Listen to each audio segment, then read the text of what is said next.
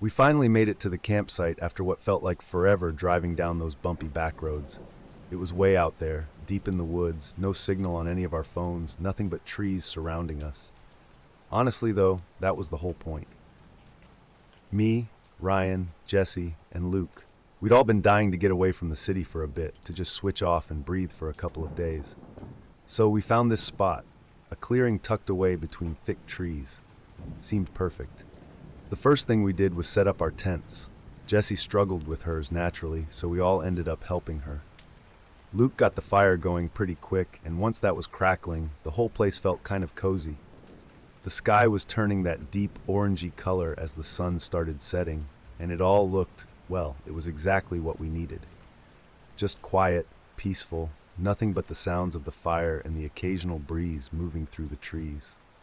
We'd brought some beers with us, so we sat around the fire, cracking them open, just talking about everything and nothing. For a while, it felt like the world outside didn't even exist.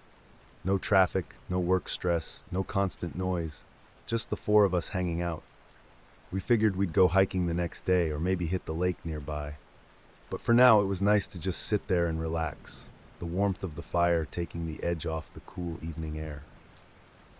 As it got darker, the woods started feeling different.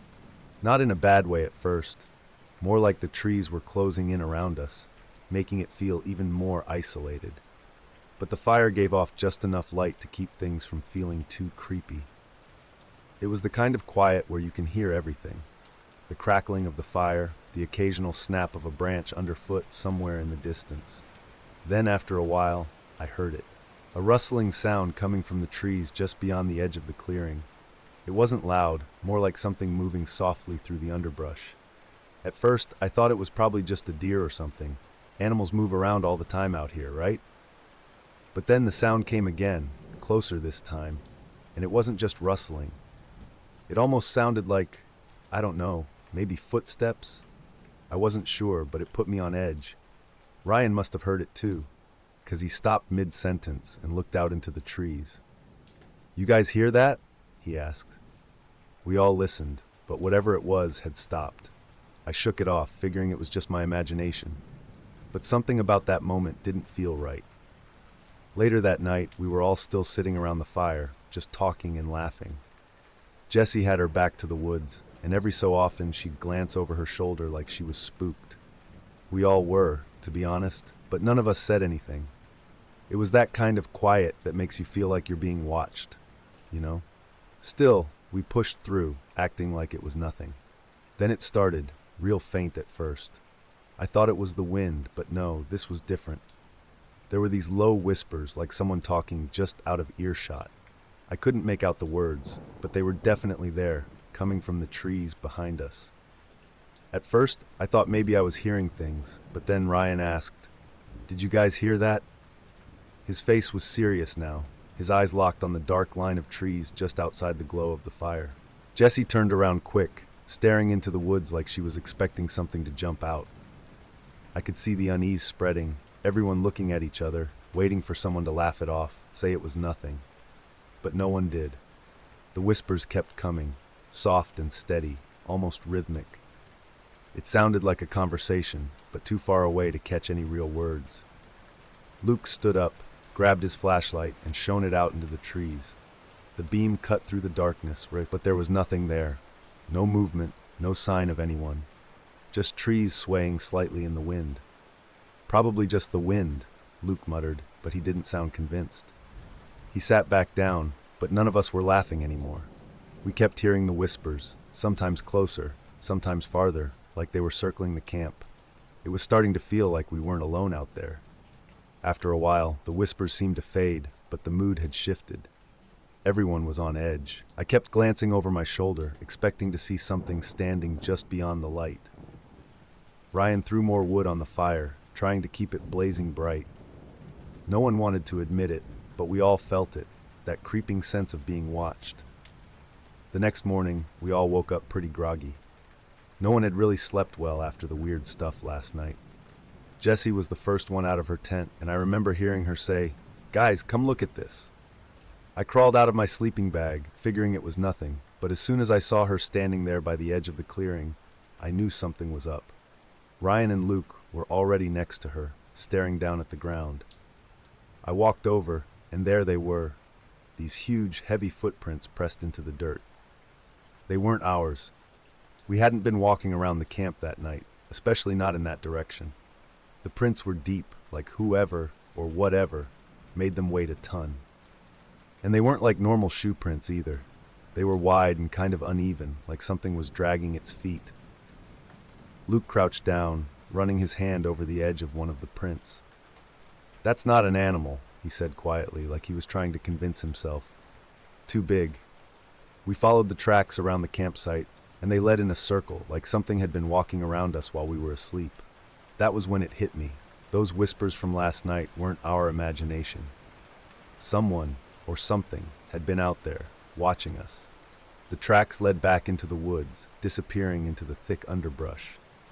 Ryan looked pale, his usual sarcastic self completely gone.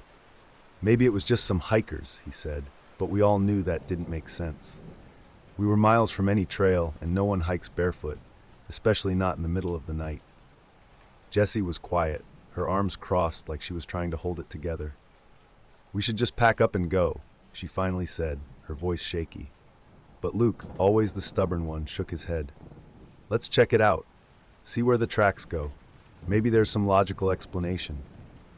I wasn't too keen on following those footprints, but none of us wanted to look like the scared one. So we grabbed our gear and started walking deeper into the woods, following the strange, heavy prints. I couldn't shake the feeling that something was wrong, like we were walking into something we shouldn't be messing with. The trees closed in around us, and everything got darker, quieter. That's when we stumbled on it, the shelter. Hidden deep in the trees, like someone had been living out there. We looked at the shelter and around it, but saw nothing and deduced that it was just a hunter's house and went back to camp. That night, we were all on edge. The campfire flickered, casting long shadows that danced around us. We tried to shake off the feeling of dread, cracking jokes and laughing, but deep down, we all felt it, the weight of being watched. The air was thick, and the whispers from the previous nights seemed to hang in the back of our minds. As darkness settled in, the forest became eerily quiet. It was like all the wildlife had suddenly decided to vanish. No rustling leaves, no chirping crickets, just silence. Then came the whispers again, faint at first, like a distant breeze. I could feel my heart start to race. Mark glanced at me, and I could see the fear in his eyes. Suddenly, the whispers grew louder, intertwining with something else, low, guttural breathing. It was coming from somewhere beyond the trees, a deep sound that sent chills down my spine. The hair on the back of my neck stood up. We shone our flashlights into the darkness, but all we could see were the trees swaying slightly in the wind. "Did you hear that?" Jessie whispered, clutching her arms as if trying to keep warm, though the air was still. We all nodded, the reality of our situation sinking in. It wasn't just in our heads, something was definitely out there. The breathing got closer, circling our campsite, and I could feel the panic rising. Mark grabbed the flashlight and shined it toward the tree line, but it was just shadows and darkness. The whispers morphed into something more distinct, like a chant, but the words were lost in the wind. "Let's get the hell out of here," Ryan suggested, but before we could react, the breathing stopped. It was a sudden silence that felt worse than the noise. We all held our breaths, straining to hear anything, but the forest was still.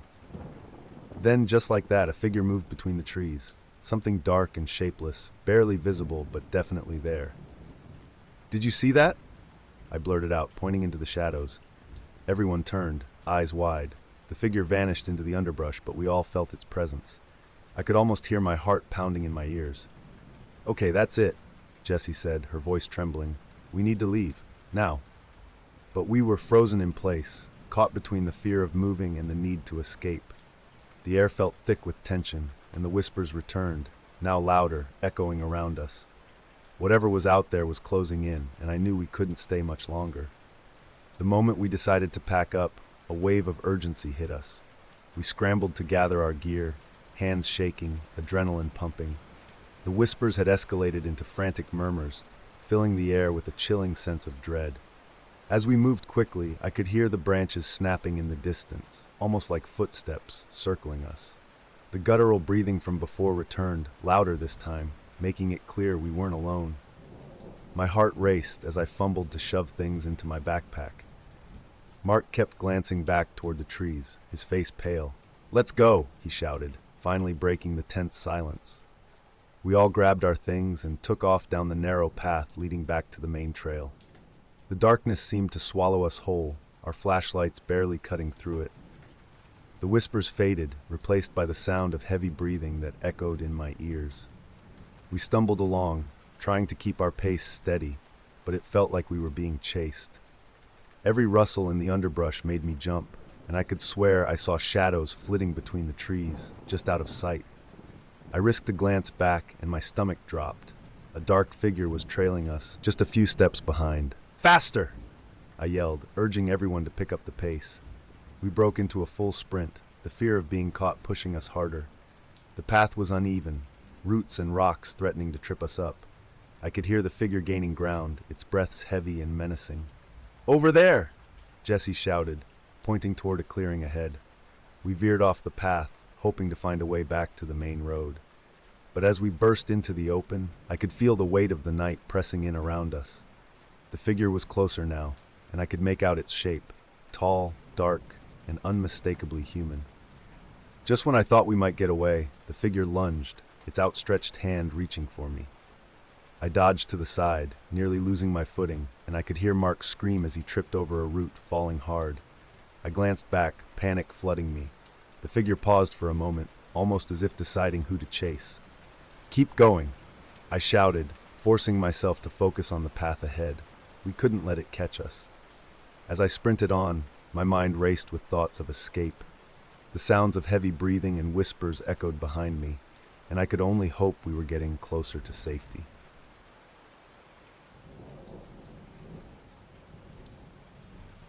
So it was Friday evening when Leo, Maya, and I decided to head out to that old factory on the outskirts of town. We'd heard all these wild stories about it, things like hauntings and strange noises. Honestly, I was a bit nervous, but the thrill of exploring something abandoned was too good to pass up. We met up at our usual diner, shoving fries and burgers down while trading urban legends. Maya was going on about some ghost that supposedly roamed the halls, and Leo just kept laughing it off. I couldn't help but feel a little uneasy, but I figured it would be a fun adventure. Finally, after finishing our meals, we piled into Leo's car, and he cranked up the music. The ride there was a mix of excitement and nervous energy, filled with our jokes and banter. But as we got closer, the factory loomed in front of us, all dark and creepy. I felt a shiver run down my spine. We parked and grabbed our gear, flashlights, a video camera, and snacks. The place was huge, its broken windows and rusted machinery almost daring us to step inside. I took a deep breath and opened the door, stepping into the unknown. As soon as we walked in, the atmosphere changed. It was dusty and musty, with a faint smell of something rotting in the air. I shone my flashlight around, illuminating the forgotten relics of the past. Leo was already filming, his excitement contagious. "Look at this place," he shouted, and I couldn't help but grin. It was eerie, but exhilarating. We wandered deeper, our voices echoing in the emptiness. I felt like we were stepping back in time, but I couldn't shake this weird feeling, like we were being watched. Just as I was about to say something, I heard a faint noise from somewhere in the distance. I paused, but Leo and Maya were already moving forward, laughing and taking pictures. I figured it was just the wind or some old pipes creaking, so I brushed it off and followed them deeper into the factory. We ventured deeper into the factory, the beams of our flashlights cutting through the thick dust. The sound of our footsteps echoed, and with every step, the air felt heavier. I tried to shake off the creeping unease as we wandered past rusted machinery and crumbling walls. It was like stepping into a horror movie, but I was determined to enjoy it. Maya was snapping pictures left and right, her excitement palpable. "This place is amazing," she exclaimed, holding up her camera like a trophy. As we explored, we stumbled upon an old office, its door hanging off the hinges. Inside it was a mess, papers scattered everywhere, an old desk, and faded photographs on the walls. I picked up one of the photos showing a group of workers from decades ago. They looked happy, but something about their smiles felt off in the dim light. Hey, check this out, I called to Maya and Leo. They came over, and we started rummaging through the debris. Old uniforms, letters, and forgotten belongings revealed a glimpse into lives once lived here. It was fascinating, but also a bit eerie. Then we heard it, a faint sound, like metal clanking. I froze, my heart racing. "Did you guys hear that?" I whispered. They both nodded, eyes wide. The noise seemed to come from somewhere deeper in the factory, almost beckoning us to follow. "Let's check it out," Leo said, his curiosity getting the better of him. I wanted to protest, but I found myself moving along with them, caught up in the thrill. We turned a corner and entered another corridor, lined with shadowy shapes. The clanking grew louder, and I could swear I heard whispers mingling with the sound. It felt like someone or something was watching us from the darkness. "Probably just old machinery," Maya said, trying to reassure us. But I wasn't convinced. The air felt thick, almost charged, and I was starting to feel like we might be in over our heads. As we moved forward, the atmosphere shifted. The playful vibe from earlier faded, replaced by a palpable tension. Every creak of the floorboards felt like a warning. I glanced at Leo, who was filming, his face set in a serious expression, and I could tell he felt it too. Just then, a loud crash echoed from somewhere behind us. We all jumped, panic setting in. "What was that?" I exclaimed. We exchanged nervous glances, our laughter from earlier long gone. "I think we should head back," Maya suggested, her voice shaking slightly, but we decided to continue. After that unsettling noise, we cautiously moved deeper into the factory, adrenaline pumping through our veins.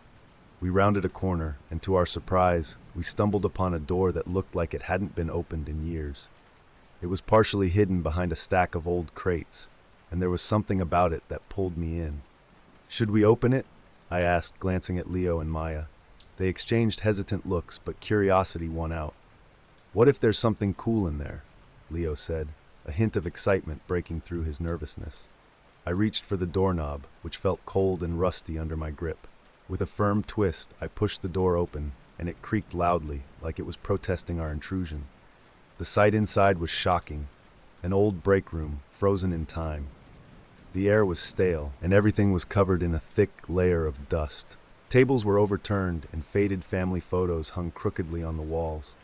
Scattered on the floor were old lunchboxes and crumpled papers. It felt like a ghost of a place where people once gathered, sharing laughs and stories.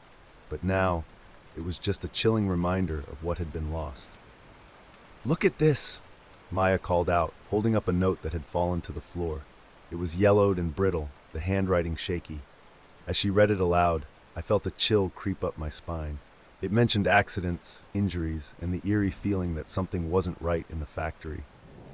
The last line sent a shiver through me. "If you hear the whispers, don't ignore them." "What the hell?" Leo said, glancing around nervously. "This place is seriously messed up." I could feel the weight of unease settling over us again, heavier than before. Just then something caught my eye, a set of muddy footprints leading away from the room, disappearing into the shadows of the corridor. "Guys, look!" I pointed, and they followed my gaze. Those weren't here before. Leo's face went pale. "We need to get out of here, now."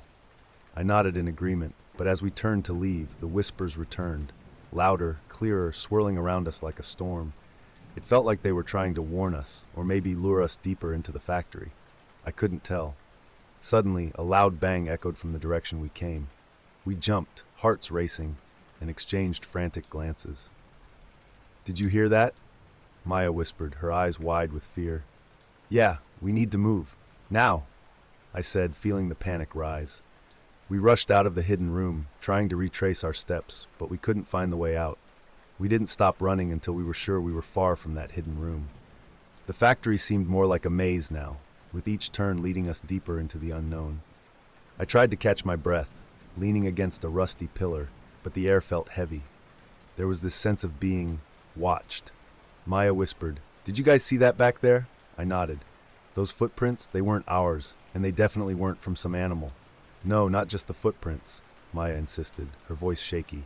"I saw something, someone, in the shadows, just before we bolted." Leo froze, flashlight trembling in his hand. "Wait, what? I didn't see anyone." "I swear, there was a figure, like a person, just standing there, watching us." she said, her eyes darting around like she expected it to jump out at any second. None of us wanted to admit it, but we were scared. Something felt wrong about this place, like we weren't meant to be here. Every small noise, every flicker of light from our flashlights played tricks on our minds. But then, the silence was broken by something new. Footsteps. Slow, deliberate, too close for comfort. "Do you hear that?" Leo whispered, eyes wide as he scanned the darkness. I could barely breathe as I listened. The sound was unmistakable. Footsteps not far behind us, like someone or something was following. "We're not alone," I managed to say, voice cracking under the weight of fear. We stood frozen, our flashlights cutting through the shadows, trying to spot whoever or whatever was lurking out there. And then we saw it. At the far end of the corridor, standing just beyond the reach of our lights, was a figure. It wasn't moving, but it was there, standing still, as if waiting. We couldn't make out any details, just the outline of a person, standing in the dark. Maya gasped, her hand covering her mouth. "Oh my God." Leo gripped my arm. "What the hell do we do?" I couldn't think straight. Part of me wanted to run, but another part, some stupid part, was curious, like we needed to know who this was. But something about the figure felt off. Its stillness was unnatural, like it was playing a game, seeing how far we'd go before it made a move. Suddenly, the figure shifted. Just a small movement, maybe a step forward, but maybe a turn of its head, but it was enough to send us over the edge. "Go!" I shouted, not waiting to see if they were following. We sprinted back the way we came, flashlights bouncing off the walls as we ran, footsteps echoing around us. But no matter how fast we moved, it felt like the figure was always there, just out of sight. A shadow among the shadows, watching, following, waiting. And the breathing, it was louder now, like it was right behind us. We turned a corner, trying to lose it, but when I glanced back, I saw it again, closer this time. It was chasing us. We ran blindly, barely able to catch our breath as panic set in. The factory seemed endless. Every corner we turned just led us deeper into the maze of rusted metal and broken windows. My heart was pounding in my chest, the sound of my footsteps blending with the others. But worst of all was the figure. It was always just out of sight, but we could feel it getting closer. Ethan was ahead of me, his flashlight flickering as he turned back. "It's still there, man. It's following us." "I know!" I shouted, my voice echoing through the empty hallways. "Just keep running." Maya's breathing was ragged beside me. "We need to find the way out. We've been in circles." Suddenly we came across a door, a massive, rusted metal one that looked like it hadn't been touched in years. Leo ran ahead and grabbed the handle, yanking at it with all his strength. "Help me!" he yelled. I ran over and started pulling too, my hands slipping on the rust. Finally, with a loud creak, the door gave way, and we stumbled out into a narrow corridor. The air felt colder here, like we were closer to the outside. "We're almost there," Maya said, breathless but hopeful. But just as she spoke, a loud crash echoed from behind us, like something heavy being knocked over. It was the figure. We couldn't see it, but we could feel it closing in. Leo shined his flashlight down the corridor. "There! Another door!" We sprinted toward it, the sound of footsteps echoing behind us, louder now. My legs were burning, and every second felt like an eternity, but the door was right there. If we could just make it through. Ethan reached it first, slamming into it with his shoulder. It opened with a loud screech, revealing the outside world, trees, fresh air, and the night sky. "We're out!" he shouted, practically diving through the door. We all followed, tumbling out of the factory and into the overgrown yard beyond it. I turned around to slam the door shut, my hands trembling. But just before I could close it, I saw something inside, just a glimpse. The figure. It stood at the far end of the corridor, its outline barely visible in the flickering light, but it didn't move. It just stood there, watching us leave. I slammed the door, my chest heaving as I locked eyes with the others. We didn't need to say anything. We just ran, away from the factory.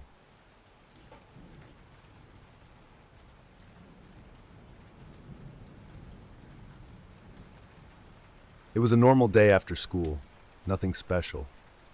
I was heading home like I always do, but for some reason I decided to take a different way. Usually, I stick to the main road. It's busier, lots of people, more familiar. But that afternoon, I felt like taking a shortcut down this quiet side street. I'd seen it before, but I don't normally go that way. It seemed faster, plus there weren't as many cars, so I figured, why not? At first, everything seemed normal, just a row of houses, trees lining the sidewalk, and the street was pretty empty. Too empty, actually. It felt different, like the air was heavier, but I told myself I was just overthinking it. No big deal. Then up ahead, I saw a white van parked on the side of the road. I didn't think much of it at first, but as I got closer, I realized there was someone inside. That's when it hit me. There were no other people around, no other cars driving by, just me in this van. It made me a little uneasy, but I tried to stay calm, not wanting to freak myself out over nothing. As I got closer, the window of the van rolled down, and this guy, maybe in his 40s, leaned out. He called me over, saying he needed directions. His voice was friendly enough, but something felt off. He was smiling, but his eyes didn't match the smile.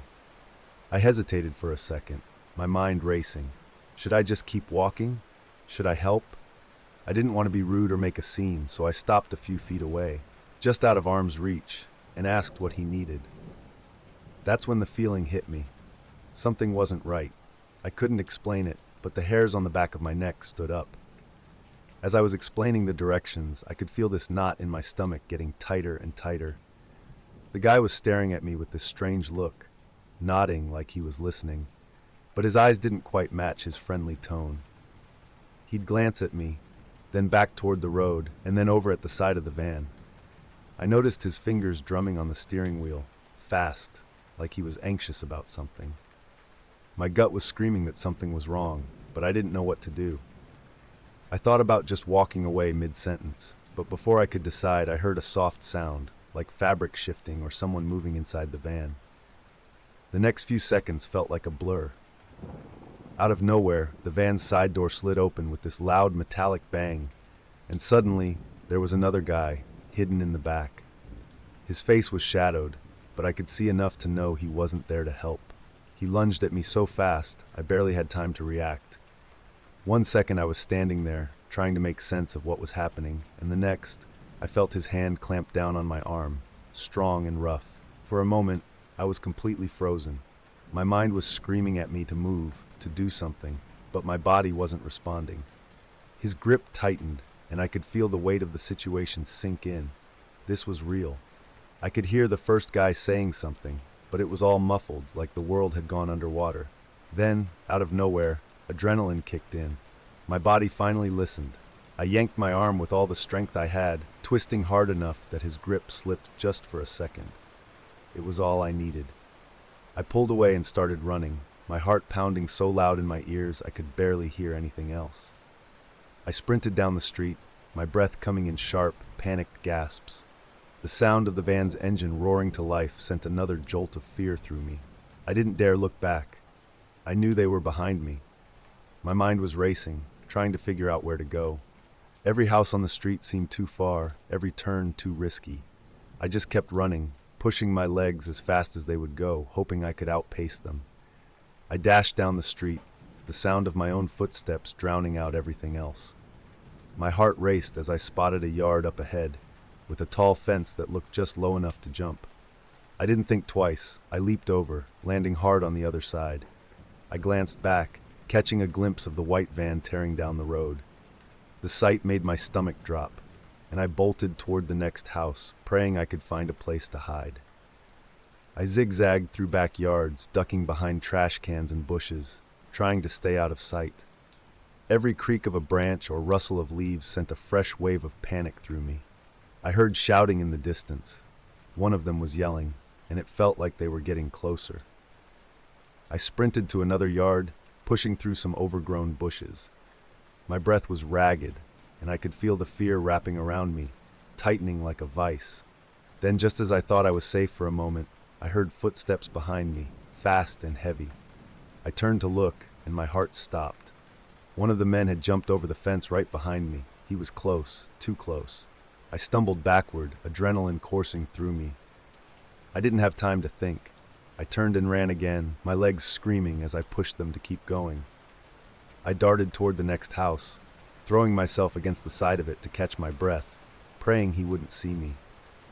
I could see his shadow moving, darting between the trees and the fences. I felt like a deer in headlights, waiting for the moment he would find me. Just then, I spotted a small garage door slightly ajar. I made a split-second decision and slipped inside, closing it quietly behind me. The space was dark and cramped, filled with old tools and boxes. I crouched down, trying to make myself as small as possible, listening intently. My heart pounded in my chest, and I could barely breathe. I heard the sound of his footsteps getting closer, then a pause.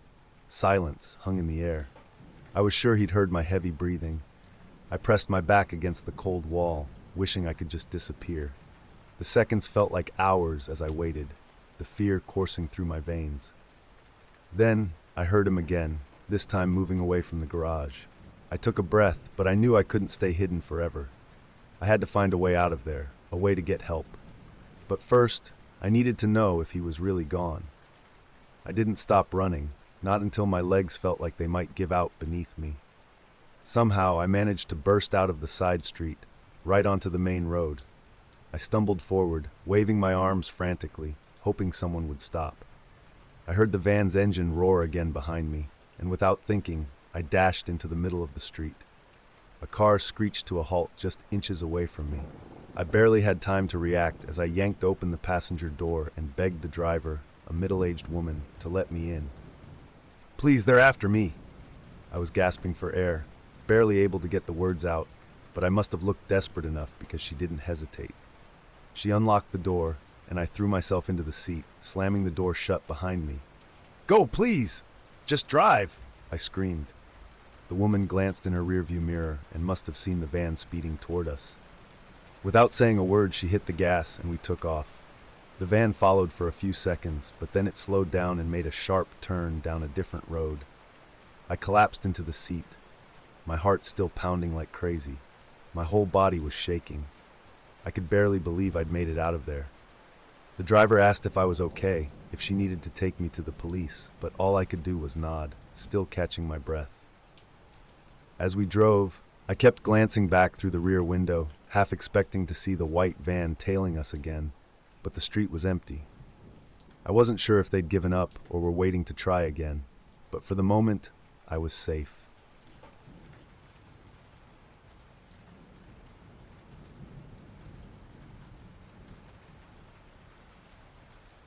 It was a Friday night, and I was starting to get used to the delivery routine. I had started working as a food delivery driver a few weeks ago, and the job, although repetitive, had its own rhythm. It was always the same. I would receive an order on the app, drive to the restaurant to pick up the food, then head to the customer's address and deliver. Simple, straightforward, and most of the time, without any major complications. The neighborhood where I delivered was a bit of a problem, not the safest in the city. I'd read and heard about a few incidents, but I'd never been directly involved in any of them.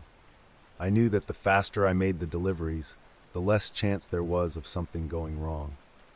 So I always took care not to linger in unfamiliar places, keeping a close eye on deserted or poorly lit areas. Up to that point, everything had gone well. The customers were generally polite and quick, often not even looking me in the eye. I delivered the food, they thanked me, and in a few minutes I was back in the car. But that night, there was something in the air that I couldn't quite put my finger on. It wasn't exactly fear, but a feeling of unease that seemed to follow me as the night progressed. Perhaps it was just the accumulated tiredness, or the fact that there was less movement on the streets than usual. People seemed to be avoiding going out, and I wondered if there was something I didn't already know about the area. However, I carried on with the deliveries, ignoring that uncomfortable feeling that, little did I know, had only just begun. The app alerted me to the next order. It was a little further away than usual, in an area I didn't usually go to very often. The address was at the end of a cul-de-sac, in a subdivision further out of town. I thought it was strange, but not unusual, so I followed the GPS instructions. As I got closer, the streets became darker and quieter. The few streetlights there seemed to make no difference, leaving large stretches in the dark. The surrounding houses were spaced apart, with one or two lights on, but the environment itself had a feeling of isolation. When I finally arrived at the address, the feeling of unease intensified. I stopped the car in front of the house, and something immediately felt wrong. The house looked forgotten by time. The paint was peeling and faded, as if it hadn't been touched up in years. The windows were covered with thick, dusty curtains, and the garden was a heap of tall weeds that almost covered the facade. There were no lights on inside, nor any sign of movement. I looked around, but the other houses on the street seemed just as abandoned or deserted. It was as if that part of the city had been forgotten. I stayed in the car for a few seconds, trying to assess the situation. Something was telling me to leave, but I had a job to do. I got out of the car, picked up the bag with the food, and walked to the door. The silence around me was suffocating, and my footsteps seemed too loud on the concrete floor. I looked at the house once more, trying to find some sign that someone actually lived there, but there was nothing. Nevertheless, I approached and prepared to try to make contact. When I got to the door, I rang the bell and waited. The silence seemed to go on for longer than usual. There were no sounds coming from inside the house, no lights on, nothing to indicate the presence of anyone. Maybe the doorbell was broken, I thought. I rang it again, this time holding the button for a few more seconds, as if that would attract more attention. Still, there was no answer. I looked around the entrance, trying to see any sign of movement behind the boarded-up windows, but everything seemed static. The wind swayed the tall bushes in the garden, and the only thing that moved was a light breeze that crossed the deserted street. Restlessness began to grow, and the idea of abandoning the delivery began to seem more and more sensible. Nevertheless, I decided to give it one more try. I approached the door and knocked with my knuckles. The sound of the knock reverberated strangely, almost as if it were echoing from inside an empty, hollow place. The house seemed to absorb the sound, giving back an even deeper silence. I waited, with the feeling that I was alone in there, until suddenly the latch on the door clicked slightly. The door, which had seemed so solid and immovable, began to open slowly, as if someone was pulling it from the other side. There was no sound of footsteps, no voice indicating that someone was approaching, just the soft creak of the hinges. My heart raced, and for a moment I thought about getting back into the car and getting out of there as quickly as possible. But I stayed still, watching as the door opened fully, revealing the darkness inside. When the door finally opened fully, there he was. A man standing in the doorway, with the dim light from the street illuminating only part of his face. He was wearing an old coat, frayed at the edges, and looked disheveled. His beard was untrimmed, growing in disarray, and his deep-set eyes bore an empty, lifeless expression. He stood there, staring at me for a few seconds that seemed to last an eternity. He didn't say anything. He didn't move. He just looked at me, as if he was studying me, waiting for something. The oppressive silence between us was disturbing, and I didn't know whether to speak first or just run away. I decided to break the ice and mentioned the delivery, saying I was there with the order.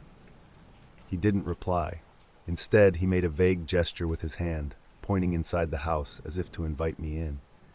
The thought of crossing that threshold made me uncomfortable, but for some reason I felt that refusing would be worse. I took a hesitant step forward, crossing the threshold. As soon as I entered, the man turned slowly, without saying a word, and started walking down the dark corridor in front of me. I followed him, without much choice, and every step I took seemed to pull me deeper into something I couldn't understand. The silence inside the house was even more suffocating than outside. The only thing I could hear were the soft footsteps of the man in front of me, and the slight creak of the wooden floor beneath my feet. The corridor was poorly lit, with dim bulbs hanging from the ceiling, flickering intermittently as if they were about to burn out. The walls were littered with yellowed papers, and a layer of dust covering everything seemed to have accumulated over the years. The air was heavy with a musty smell that crept into my nostrils, making me wonder how long the house had been uninhabited. Along the corridor, there was old furniture, covered in white sheets that looked like ghosts, reminders of times gone by. I followed the man as he moved unhurriedly, as if he knew exactly where he was going. Every step he took echoed off the walls, and the oppressive silence only increased my unease. As we advanced, I noticed that the walls were adorned with black and white photographs. The pictures showed people who looked familiar, but their expressions were dark and empty, as if they were being watched by someone who was no longer there. Finally, we reached a large room. The atmosphere was even darker, with little light filtering in through a dusty window. A table was set in the center of the room, with 2 plates and cutlery arranged meticulously, as if a dinner party was about to take place. The contrast between the methodical decoration of the table and the disorder around it made it all the stranger. The man turned to me and pointed at the table, muttering something I couldn't understand. Silence settled in again, filling the space between us, and the atmosphere became heavier and heavier. The man indicated the table with a subtle gesture, and the way he did it seemed almost ritualistic. He muttered something in a hoarse voice, but his words were incomprehensible. The tension in the room increased, and I hesitated, not knowing what to do. I hesitantly asked where he would like me to leave the food. He looked at me with a penetrating gaze, and, for the first time, his expression changed slightly, as if a spark of understanding had crossed his eyes. "There, on the plate," he said, his low, gravelly voice echoing in the empty room. I was confused for a moment, but did as he asked, placing the bag on the plate in front of him. As I did so, I felt a chill run down my spine, as if the atmosphere was changing, becoming even more oppressive. As I turned to leave, the man asked me an unexpected question. "Do you usually make deliveries at this hour?" The question seemed simple, but there was a weight behind it, a warning tone that made my heart race. I said yes, trying to stay calm, but the answer rang hollow in the silent room. He then smiled, but it was a smile that didn't match the rest of his face, cold and almost menacing. "Be careful who you hand things over to," he warned, his voice laden with a dark meaning. "Not everyone is who they appear to be." Whatever he meant by that hung in the air between us, and I knew I needed to get out of there quickly. The sense of danger, which had only been a feeling before, was now coming true, and the urgency to leave that place became irresistible. I didn't wait any longer. The pressure in my chest increased, and a primal instinct pushed me to leave. I turned abruptly, walking quickly towards the door, but as I closed the door behind me, I heard the man calling, "Hey, come back here! I need to talk to you about something." The tone of his voice was urgent, almost desperate, but I didn't dare look back. Every fiber of my being was begging me to escape that place. I ran to the car, my footsteps echoing on the sidewalk. I opened the door and got in quickly, almost knocking over the empty bag that was still on the seat next to me. I started the engine, feeling the vibration of the car beneath me, like a reminder of the reality outside. As I tried to calm down, I looked out of the window once again at the house. The door was open, but the man was no longer there. The house seemed even emptier, as if it had swallowed his presence. A chill ran down my spine, and a feeling of relief mixed with alarm overtook me. It was as if I had escaped from something I couldn't define. As I drove away, the dead-end street receded into the distance, but the image of the house and that man remained vivid in my mind, an echo of a warning I couldn't ignore. As I drove along the road, a persistent question loomed in my mind. What did he really want to tell me, and who, or what, was he really? The feeling that something wasn't right kept following me, like a shadow, as I left that place behind, unaware that this encounter would mark me forever.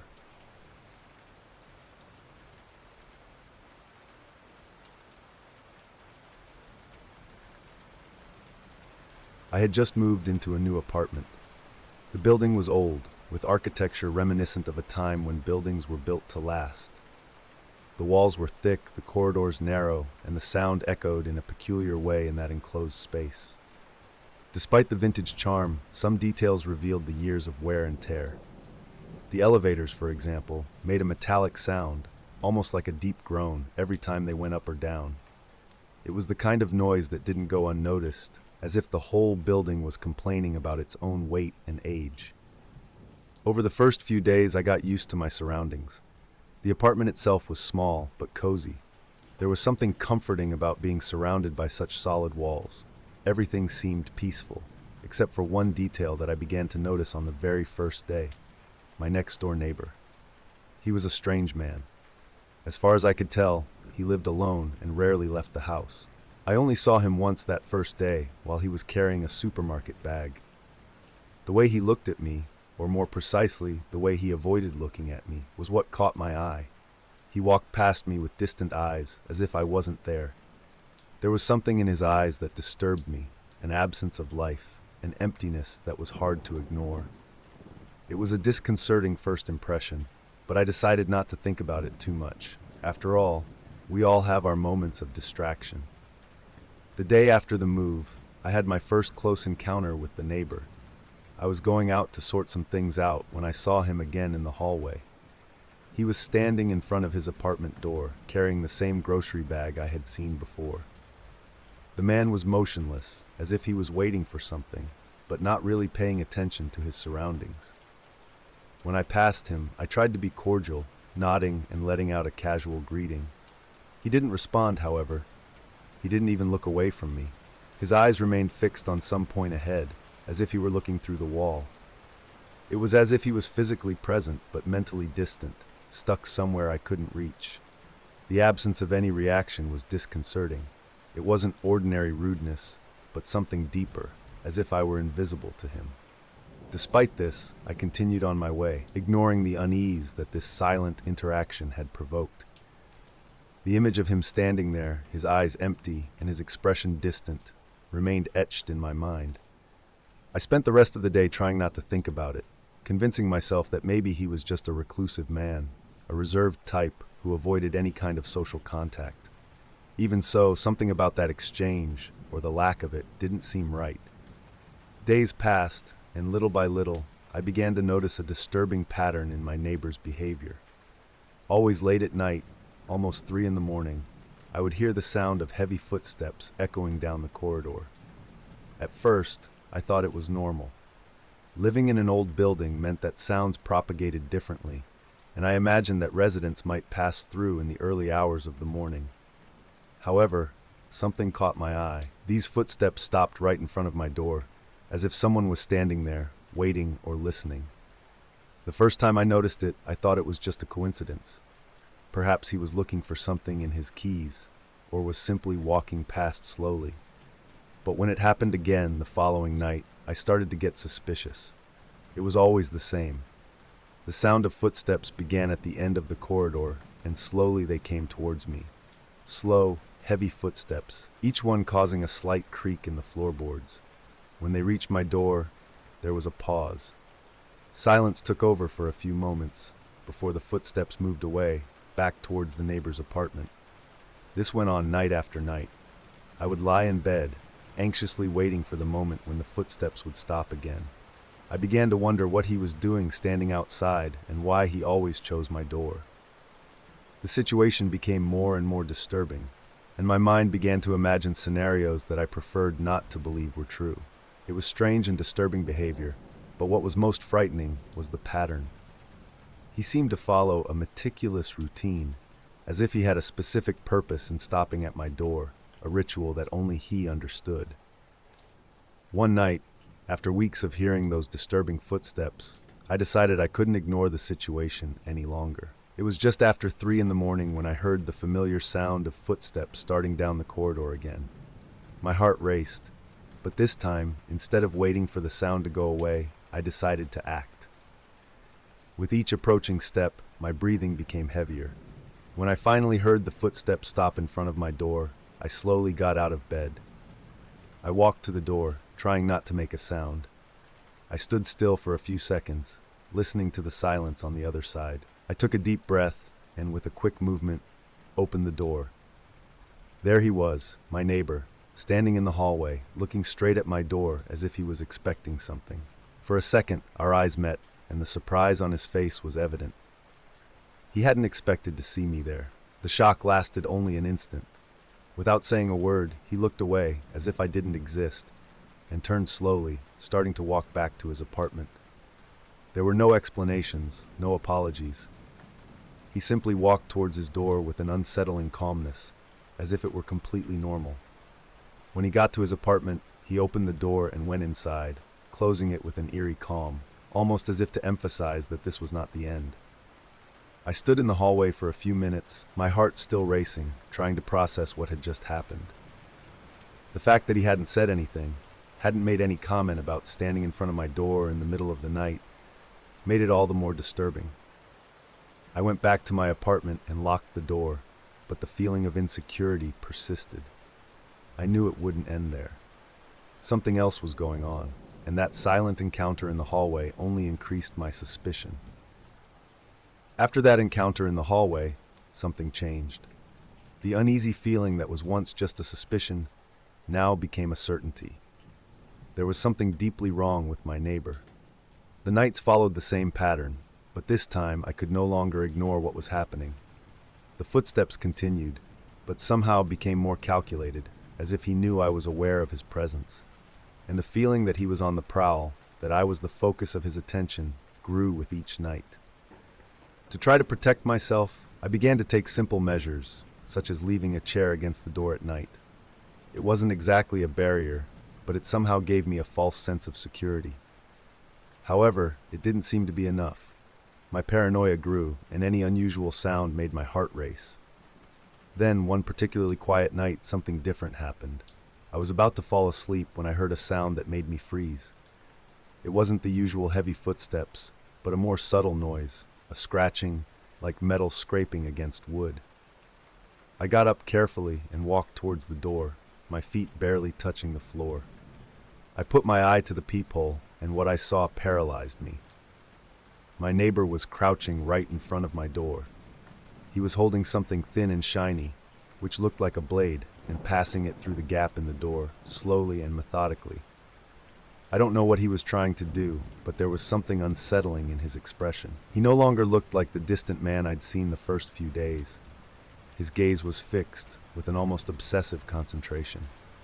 The blade moved up and down, as if he was testing the limits of the lock, or perhaps just experimenting with how close he could get to me. I backed away slowly, my heart hammering in my chest. I didn't want to attract his attention, fearing what he might do if he realized I was watching him.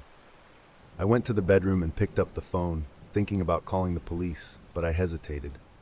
When I returned to the living room, everything was silent. The corridor was empty. There was no sign of him. That night marked the turning point. My neighbor's behavior had gone from strange to clearly threatening. And although he hadn't done anything concrete yet, I knew it was only a matter of time before he crossed the line. A week after that disturbing episode with the blade, things seemed to have calmed down. The footsteps in the hallway continued, but I no longer saw my neighbor up close. The tension, however, remained in the air, and I felt trapped in a constant state of alert. Every noise seemed to get louder and the silence heavier. It was on one of these nights, when I was trying to force myself to sleep, that something different happened. I was startled awake by a noise coming from the living room. It wasn't the sound of footsteps in the hallway, but something inside the apartment. I lay still for a few seconds, trying to understand what was happening. The sound was repeated, a creak, followed by a slight click, as if someone was fiddling with the lock. I got out of bed cautiously, my heart racing. As I reached the bedroom door, I heard something that paralyzed me, the unmistakable sound of the living room door being opened. My mind went into panic mode. I ran back into the bedroom, locking the door behind me. My body was shaking, and the silence that followed was even more terrifying. I stood there, leaning against the door, trying to listen for any sign of movement. Then, finally, I heard it. Light footsteps inside my apartment. It wasn't the noise coming from the hallway. He was there, inside my house. I picked up the phone with trembling hands and dialed the police number, whispering the call for help. As I explained the situation, the sound of footsteps came closer. I felt my body freeze when I heard a soft knock on the bedroom door, as if he knew I was there, waiting on the other side. The ensuing silence was interrupted by heavy breathing, a sound that seemed to come straight from the crack in the door. The next few minutes seemed like an eternity. I didn't know what he was holding, but I remembered the shiny blade he had passed through the gap in my door a few days earlier. Now he was there, so close, and I had nowhere to run. The silence was interrupted by sirens in the distance, rapidly approaching. Then the front door opened with a bang. I heard the policemen's voices and the sound of running. They had caught him red-handed, detained right there in the hallway as he tried to escape. When I finally left the room, I saw my apartment in chaos. The lock was smashed, and he had left deep marks in the wood of the door, probably with the same blade he used to try to get in earlier. The cold, empty expression he always carried now looked even more sinister. In the days following the invasion, I tried to regain some sense of normalcy, but peace felt distant. My apartment, which had once been a refuge, now only brought back memories of terror.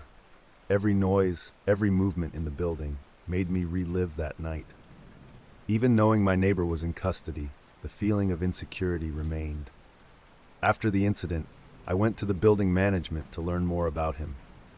I wanted to know who he was, how someone like that had gone unnoticed for so long. I was greeted by an elderly woman with gray hair, who seemed to carry the weight of many years of work there. When I mentioned my neighbor's name and what had happened, her expression immediately changed. She seemed to know who I was talking about, as if she had heard stories before. "He lived here for a long time," she said, her voice low, almost a whisper. "He was always a bit reserved, but no one ever had any problems with him." When I asked what had happened to him after the invasion, she told me he had been sent to a psychiatric hospital. Apparently, he was sicker than we imagined. They said he had a mental breakdown. Those words echoed in my mind. A mental breakdown. That explained the strange behavior, the footsteps in the hallway, the invasion. But at the same time, it brought no comfort. He had crossed the line between strange and dangerous, and no matter how much treatment he received, the memory of that night would not fade anytime soon. After that encounter, I decided I could no longer stay in that place. The idea of remaining in the apartment, where every night would be a reminder of the invasion, was unbearable. Within a few weeks, I organized my move to another neighborhood. The sense of relief only came when I saw the boxes stacked in the new apartment, and the door closed and securely locked behind me.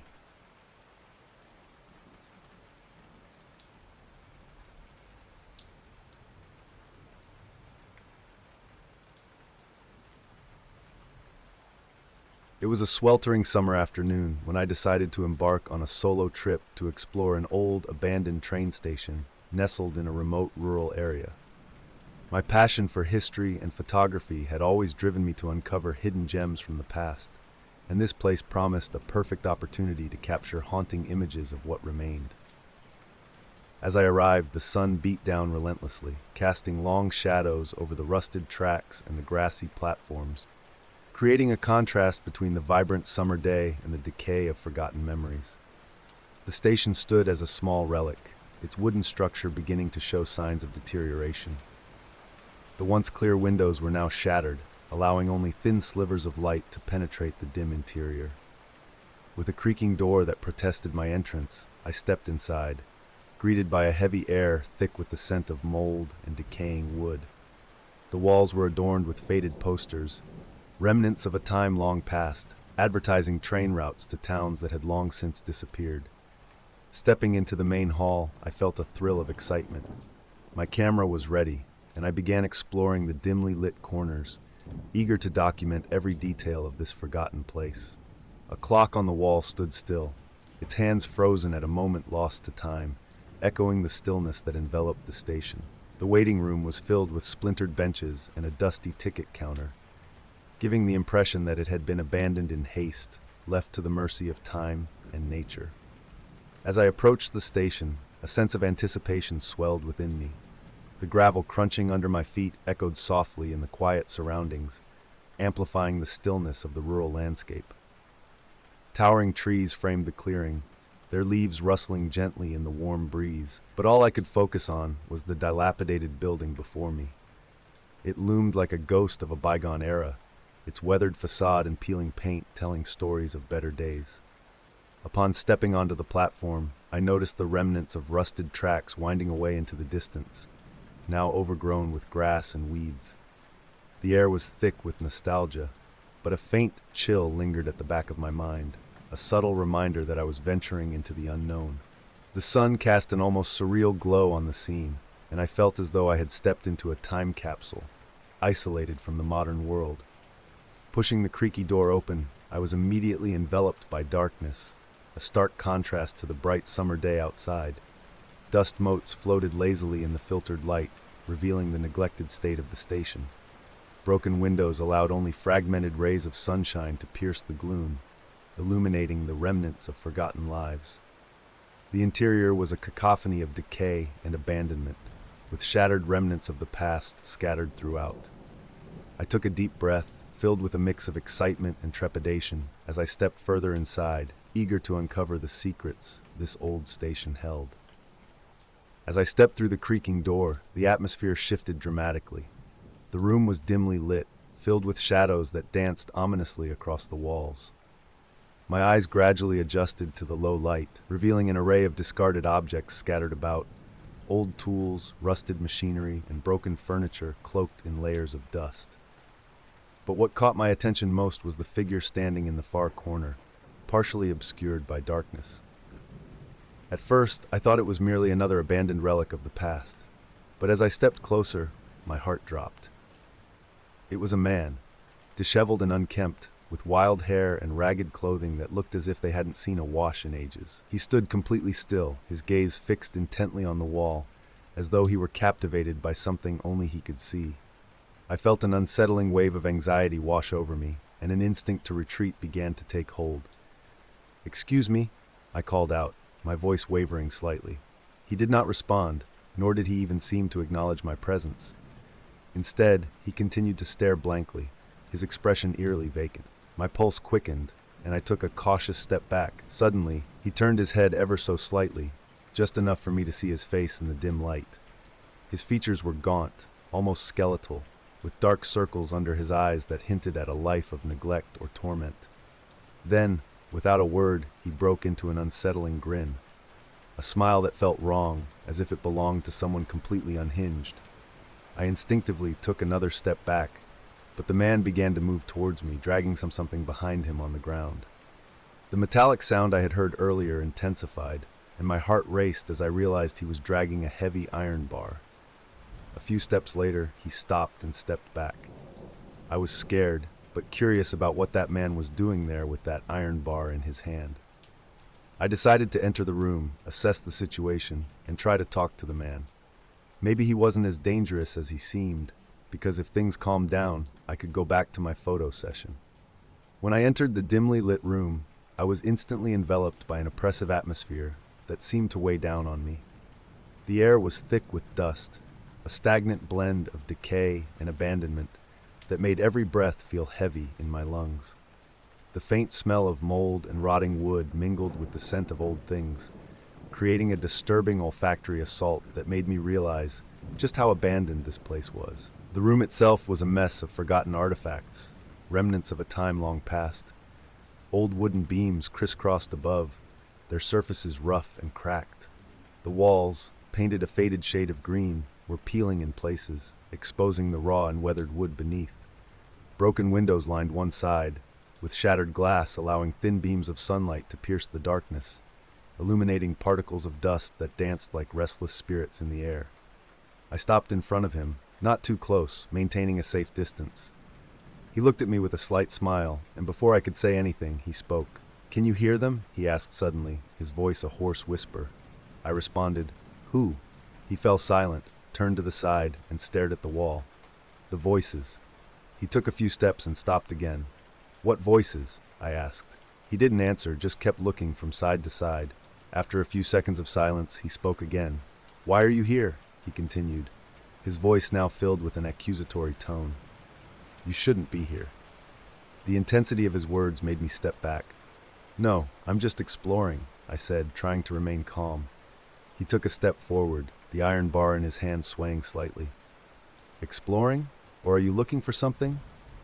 When the man took another step toward me, dragging the iron bar on the floor, adrenaline finally took over. My survival instinct screamed louder than my curiosity, and without a second thought, I turned on my heels and ran toward the station's exit. The path back seemed endless, and the feeling of being chased made me keep running, the sound of metal scraping on the floor only adding to the tension. I didn't dare look back. All that mattered was getting out of there. The station door finally appeared in front of me, like a last chance to escape that nightmare. I forced my body to move faster, my muscles burning from the effort. When I reached the exit, I threw myself outside, feeling the warmth of the sun on my face like instant relief. The contrast between the fresh air and the oppressive atmosphere of the station was almost surreal. I didn't stop until I reached my car. My hands trembled as I tried to find my keys in my pocket. When I finally found them, I got in the vehicle and started the engine. It roared to life, and I sped down the dirt road without looking back. As I drove away from the station, I glanced in the rearview mirror. I saw the old building and thought about how dangerous that place was, despite looking so peaceful.